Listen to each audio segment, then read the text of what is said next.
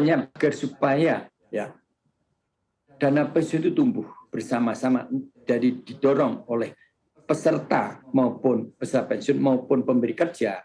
Tentu saja harusnya pemberi kerja itu diberikan insentif. Sudah memiliki dana pensiun yang programnya programnya iuran pasti ataupun manfaat pasti yang sifatnya sukarela, harusnya tidak diwajibkan ke BPJS Ketenagakerjaan. Ini kan kalau sekarang ini kan masih diwajibkan, sehingga pemberi kerja tidak cenderung saya kalau gitu ke pemberi BPJS Ketenagakerjaan saja daripada ke dana pensiun. Padahal dengan adanya dana pensiun yang tentu saja pemberi kerja lebih tenang, karena dana pensiun sendiri bisa dikompensir dengan program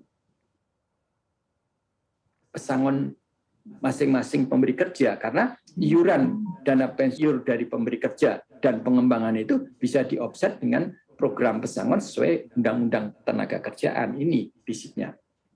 Nah, kalau tidak mempunyai dana pensiun yang sifatnya sukarela tadi, pemberi kerja akan berat di kemudian hari pensiun, tentu saja tetap membayar pesangon sesuai dengan undang-undangnya. Nah, ini insentif yang lain kami harapkan juga apabila dana pensiun pemberi kerja memiliki dana pensiun, ya ini ada insentif pajak, keringanan pajak, dan hendaknya mungkin itu harus diberikan kepada pemerintah sehingga tumbuh itu untuk dipandang dari pemberi kerja. Karena apa?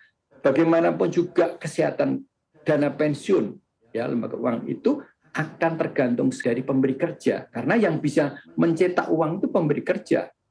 Pekerja itu adalah hanya unsur yang mendukung. Nah, begitu.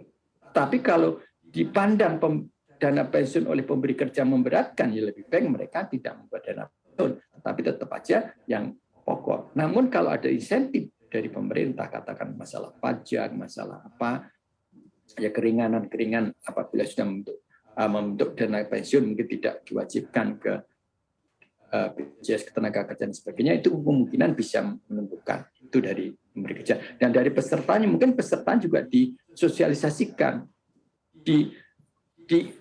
istilahnya dibuka wawasannya agar peserta itu aware terhadap masa tuanya. Nah, sekarang ini banyak pekerja-pekerja atau bahkan yang eksekutif muda, bahkan pemberi tenaga kerja yang muda-muda itu tidak pernah memikirkan bagaimana nanti bagaimanapun nanti kan bakal tua, bakal tidak bekerja.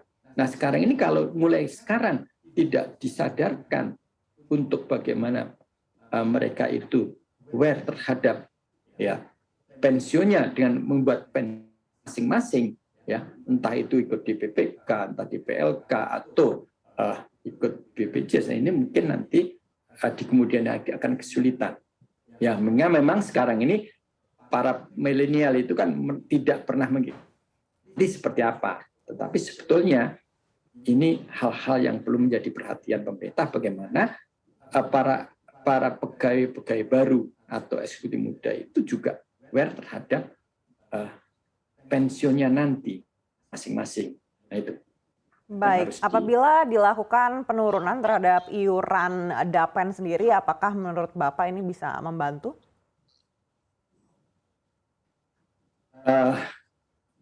Maksudnya iuran yang ada diturunkan seperti itu? Iya, ya. Mungkin untuk selama pandemi ini terjadi gitu atau sampai periode tertentu? Nah, kalau programnya itu manfaat pasti sesuai undang-undang memang tidak bisa diturunkan, ya. Tapi kalau untuk program iuran pasti kemungkinan bisa, karena semua itu tergabung dalam individual account. Karena ada beberapa aturan-aturan dana pensiun, baik undang-undang maupun PP-nya, mengatakan kalau manfaat pasti itu sudah terpola sesuai dengan peraturan dana pensiunnya, nah pasti seperti itu. Nah, apabila akan menurunkan, kemungkinan mungkin, tapi prosesnya harus meminta persetujuan dari pesertanya, ya. Ini jadi aturan-aturan itu yang akan melanggar daripada undang-undang dana pensiunnya. Dan situ ini yang sekarang ini agak baik itu untuk mengurangi atau mengkonversi agak lambat karena ada aturan-aturan yang mengikat. Nah, nanti apabila ada ya misalnya updating daripada atau perubahan undang-undangnya, Nah, ini kemungkinan bisa lebih menumbuhkan dana pensiun di kemudian hari. Yang mana kemungkinan switching, kemungkinan mengurangi, dan sehingga fleksibel di dalam iuran. Nah, saya kira itu.